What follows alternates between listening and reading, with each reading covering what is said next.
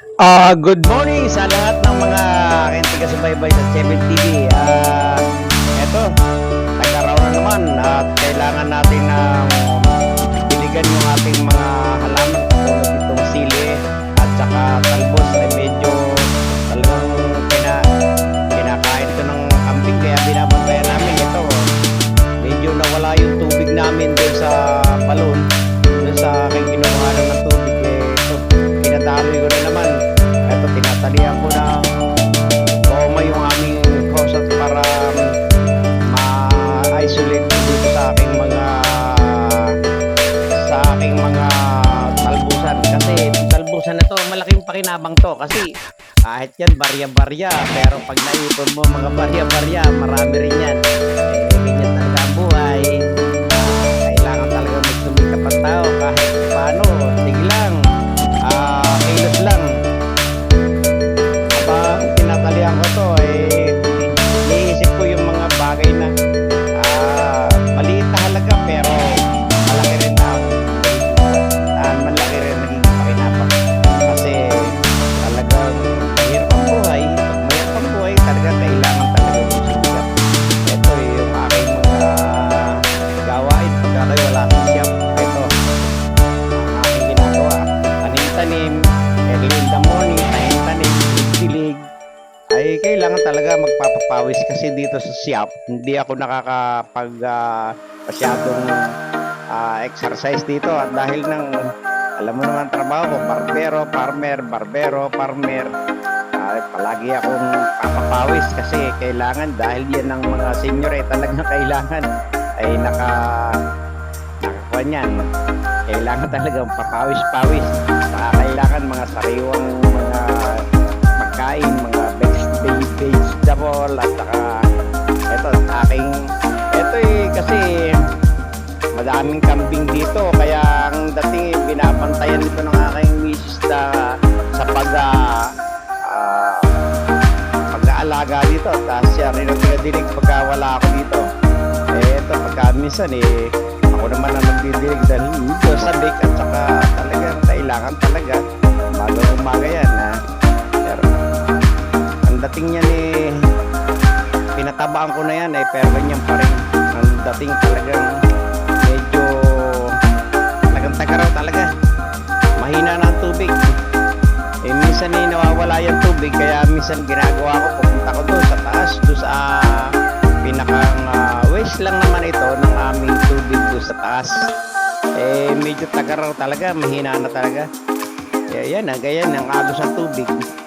Ganyan lang at nakakawan pero pasalamat kami at meron kaming tubig, meron kaming pandilig mga kapitbahay namin talagang wala sila makuha ng tubig pero sila dito yung mga drinking water sila dito sa amin dito sila kumukuha at yung aming sila naka-host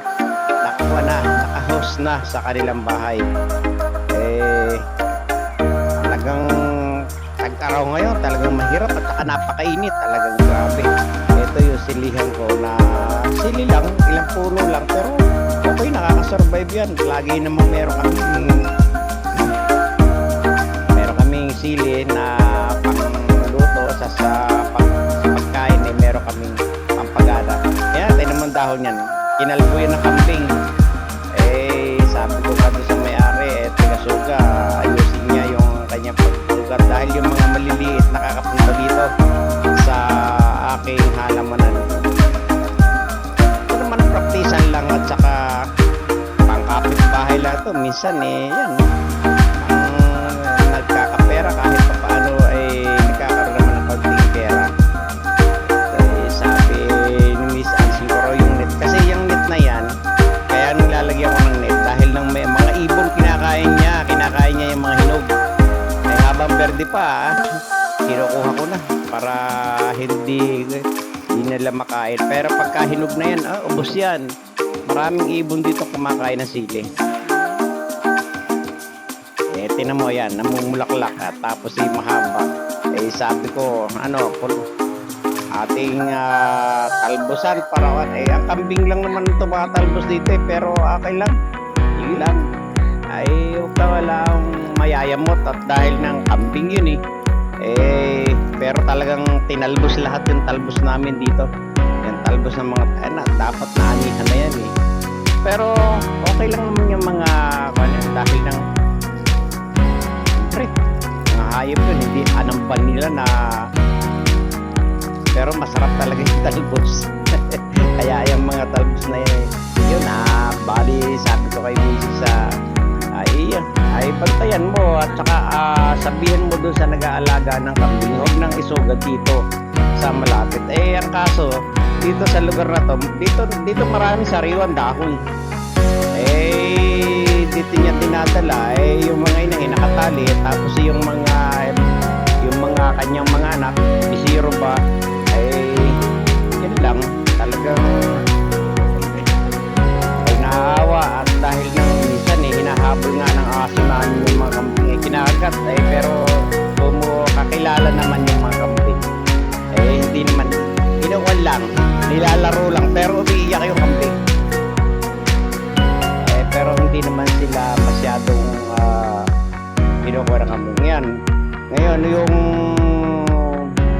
balon yung kinukunan namin ng tubig yun medyo humina ang daloy ng tubig kaya ginawa ko bumalik ali ako doon sa pinagkukunan namin ng tubig ito pispan to talagang lumubog lang talaga dahil matagal na kasing hindi na lalagyan ng halaman ng mga isda ito kaya ang ginawa ko nilagyan ko na lang ng hose at nirevive ko uli yung mga wastewater doon sa aming tangke nilagyan ko ng hose at tapos bumili pa rin ako ng maliit na hose yung flexible para ma-delete ko doon sa aming mga halaman habang ako'y nag-aayos dito talagang mainit, mahirap at masarap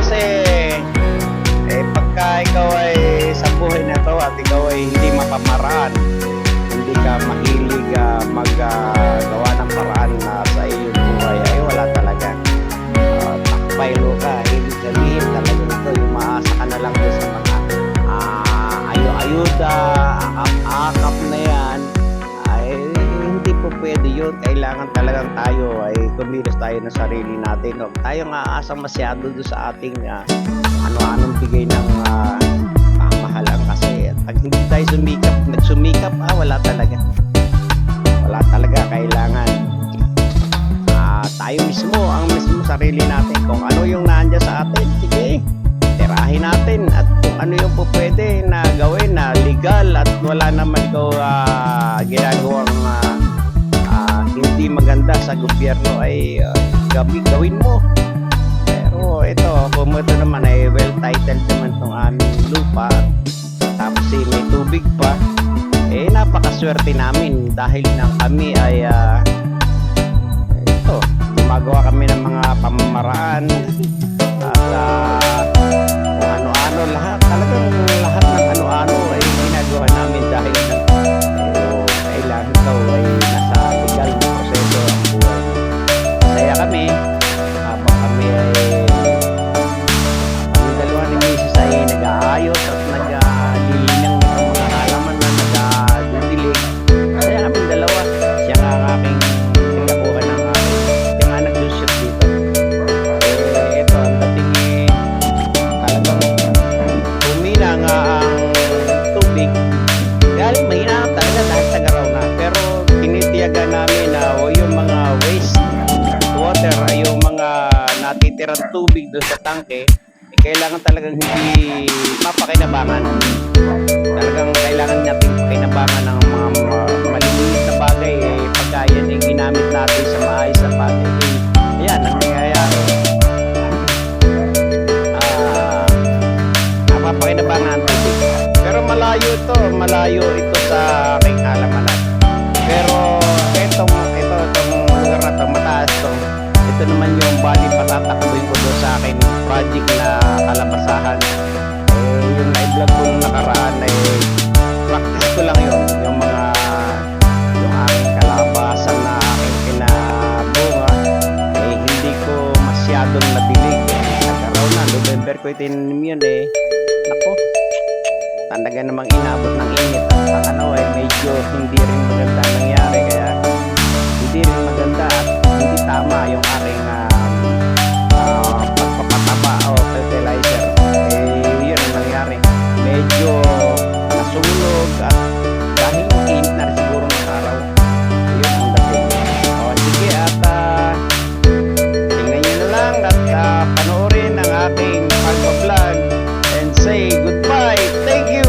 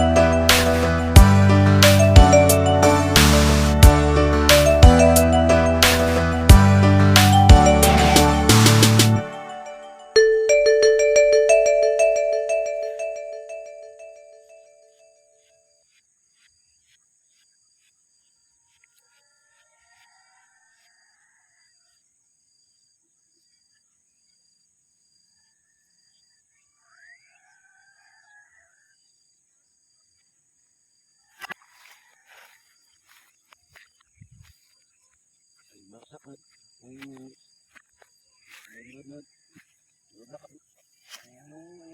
Ha, bumili lagi semut. Hila. Milang nga itong ubos. Mo na